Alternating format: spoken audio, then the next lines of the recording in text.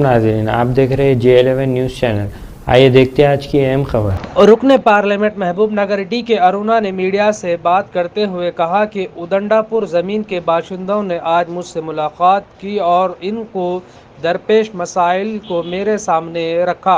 D के अरुणा ने कहा कि 8 साल कबल ही प्रोजेक्ट के लिए ज़मीन हासिल की गई, लेकिन उन्हें अब तक कोई मुआवजा नहीं दिया गया और मुआवजा मांगने की कोशिश की गई तो उन्हें पुलिस से धमकियां दी गई और उन्हें पुलिस स्टेशन में बिठाकर मुकदमा दर्ज करने की धमकियां दे रहे हैं।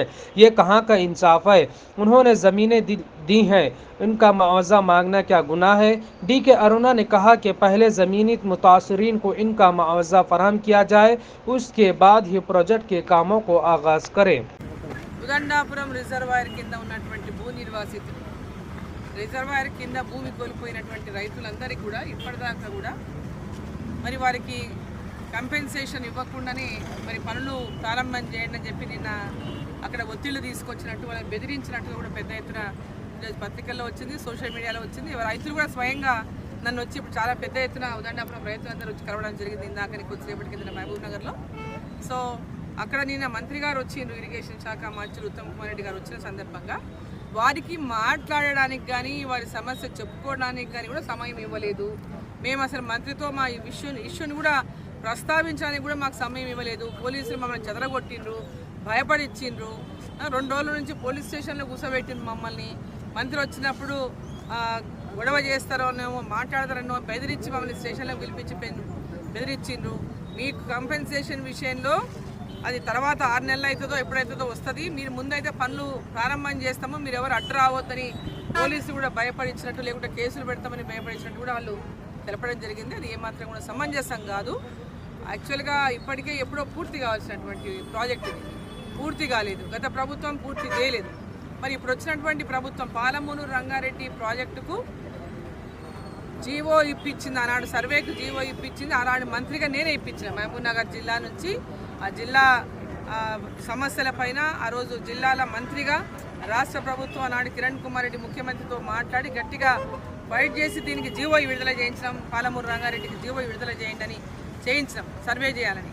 దాని తర్వాత కొత్త ప్రభుత్వం వచ్చింది, తెలంగాణ ప్రభుత్వం వచ్చింది. వాళ్ళు జూరాల ప్రాజెక్టు దగ్గర ఉన్నటువంటి ఈ ప్రాజెక్ట్ ఏదైతే డిజైన్స్ ఏవైతే ఉన్నాయో అది కొందుకు ఉన్న డిపిఆర్ని మొత్తం కూడా మార్చి నార్లాపూర్ దగ్గర నుంచి ప్రాజెక్టు నుంచి చేపట్టింది. దానివల్లనే ఈరోజు ప్రాజెక్టు నిర్మాణంలో చాలా సమయం అయిపోయింది, ఇప్పటిదాకా పూర్తి కాలేదు.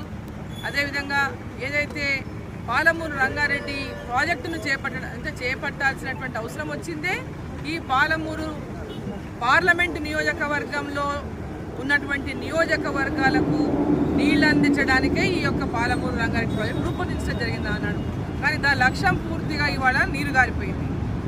ఈరోజు మళ్ళీ నార్లాపూర్ దగ్గర శ్రీశైలం బ్యాక్ వాటర్ నుంచి నీళ్లు తీసుకొని మరి పాలమూరు ఏదైతే పార్లమెంటు నియోజకవర్గాలు ఉన్నవన్నీ పైకి ఎత్తు మీద ఉంటాయి.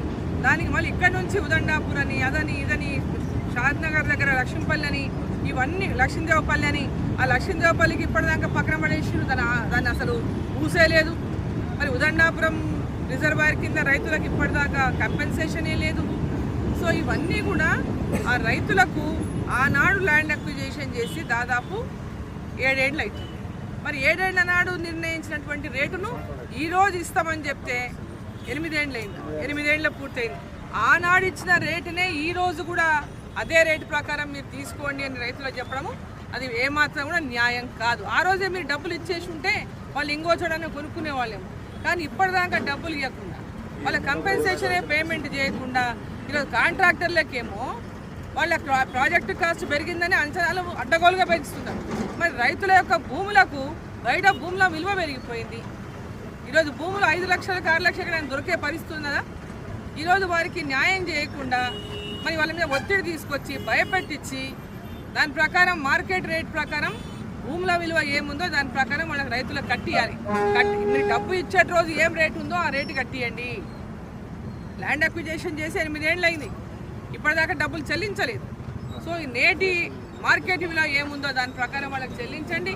అక్కడ ఉన్నటువంటి శాసనసభ్యుడు కూడా వాళ్ళకి హామీ ఇచ్చిందని చెప్తున్నారు రైతులు. మాకు 25 లక్షల ప్యాకేజ్ ఇప్పిస్తానని చెప్తున్నారు రైతులు. మరి ఆ విధంగా ఎమ్మెల్యే గారు చొరవ తీసుకోండి. ఈ ప్రాజెక్టు ద్వారా అనేక మంది రైతులు లబ్ధి పొందుతారు.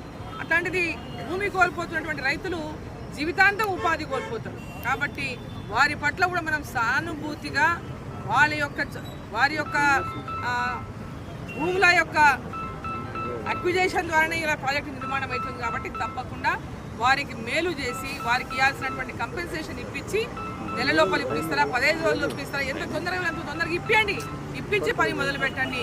వాళ్ళు కూడా పూర్తి స్థాయిలో సహకరిస్తామని చెప్తున్నారు. మన బాధ్యత ప్రజా ప్రతినిధులుగా మన బాధ్యత మన రైతాంగం న్యాయం చేయాల్సినటువంటి అవసరం ఉంది. భూమి కోల్పోతున్న భూ నిర్వాసితులకంతా ఖచ్చితంగా న్యాయం చేసి ఆ ప్రాజెక్టు నిర్మాణం కూడా త్వరలోపల పూర్తి చేయాలని చెప్పి నేను కోరుతున్నాను. हमारे चैनल को लाइक कीजिए, सब्सक्राइब कीजिए, शेयर करना ना भूलें।